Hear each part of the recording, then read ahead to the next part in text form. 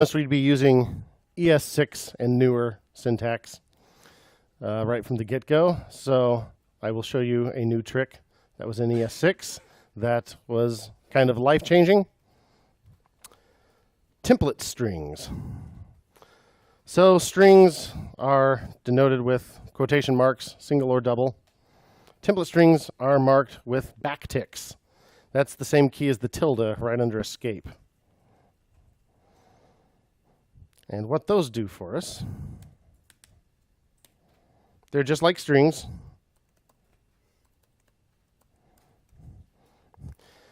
But you can do interpolation inside them, meaning that you could put a JavaScript expression, such as a variable, inside the string and have it actually render in place instead of having to do concatenation. All those quotes and pluses get really, really messy after a while. So how do we do that? We use $ curly brace and then put the expression inside that.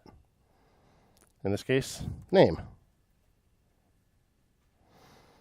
So use backticks to make a template.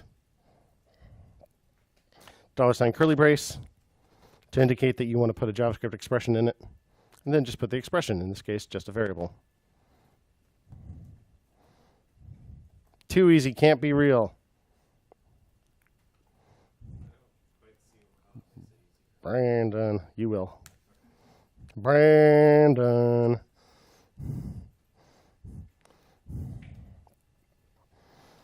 So what if this spanned multiple lines?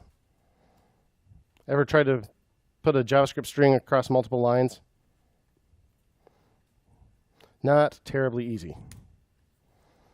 So let's just put a line break in there. Oh man, I'm already getting red underlines. Things are terrible.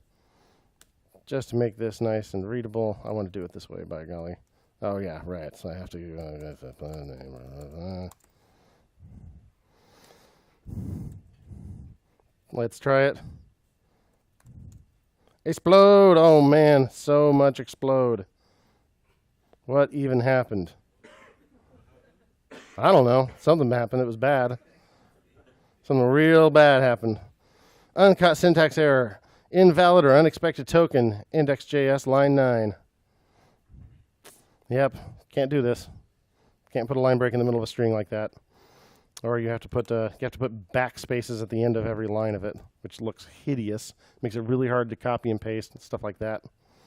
Now, obviously, this is a very, very short string, so we don't really need line breaks in there. But we're going to be getting a little more complicated here in a minute. So when you're just doing one little variable inside of it, it's not a huge time saver, but we're going to be doing something that would be absolutely hideous momentarily. Try that again. All right, it's working. I'm so excited about having learned about template literals that I'm going to make a separate commit for them. Woo! Now, what have I changed since last time? I'm just going to make sure. Let's see, git status. Okay, I've only changed index.js. And what did I change? Let's run Git Diff to show me all the differences. All right. So this shows me a red line, a line I took out, and a green line, a line that I added. So when you change a line, this is how it shows up inside a diff, a Git Diff. When it shows you the differences, it shows you as having removed the one line and added the other. But now we can see just what we changed. Sometimes you get done with a chunk of work and you can't even remember what you've done since the last time you committed. So let's git add to take it from our working directory to our index where it is staged for commit. And then let's commit. Use a template literal. Know what I mean by literal versus variable? When you have a value that is basically not stored in a variable or not the result of returning a function or something, that's a literal. So like for is a literal.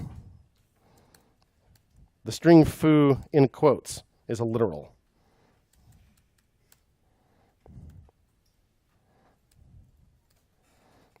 This is an array literal.